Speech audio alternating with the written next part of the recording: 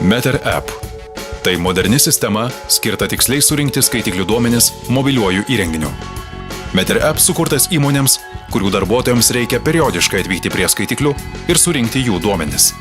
Komunalinių paslaugų, pastatų priežiūros ir administravimo įmonės, nuskaitydamos elektros, dujų, vandens ar šilumos skaitiklių duomenis, dažnai susiduria su šiomis problemomis.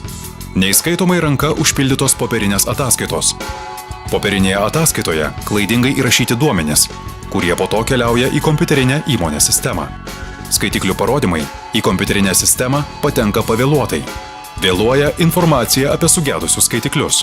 Nefiksuojamas skaitiklių duomenų nurašymo laikas. Išleidžiama daug pinigų popieriui pirkti. Pakartotinas objektų lankymas didina kuro sąnaudas. Bendradarbiaudami su įvairaus dydžio Lietuvos įmonėmis, kurios nurašo skaitiklių duomenis, mes sukūrėme Meter App, pusiau automatinę sistemą surinkti skaitiklių duomenis. Su Meter App jūsų įmonė gali atsisakyti popierinių ataskaitų ir su jomis susijusių nesusipratimų, išlaidų bei klaidų. Štai kaip duomenys renkami su Meter App. Darbuotojas paliečia prie skaitiklio priklijuotą elektroninį lipduką mobiliuoju telefonu. Į atsidariusią skaitiklio duomenų formą įvedami skaitiklio parodymai, automatiškai patikrinamos klaidos ir duomenys per akimirką patenka į įmonės kompiuterinę ataskaitų programą.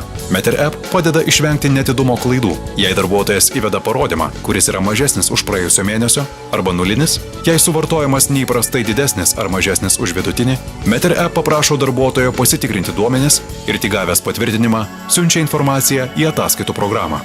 Įmonės buhalteriams nebereikės gaišti laiko ir rankomis suvedinėti duomenų iš popierinių ataskaitų. Atsiradęs laisvas laikas galės būti skirtas atlikti tikrai svarbias įmonės užduotis. Meter App – tai revoliucinė skaitiklių rodmenų surinkimo sistema, kuri paspartina darbą, taupo laiką ir resursus, padeda išvengti klaidų. Ženkite išmaniųjų sprendimų link jau šiandien.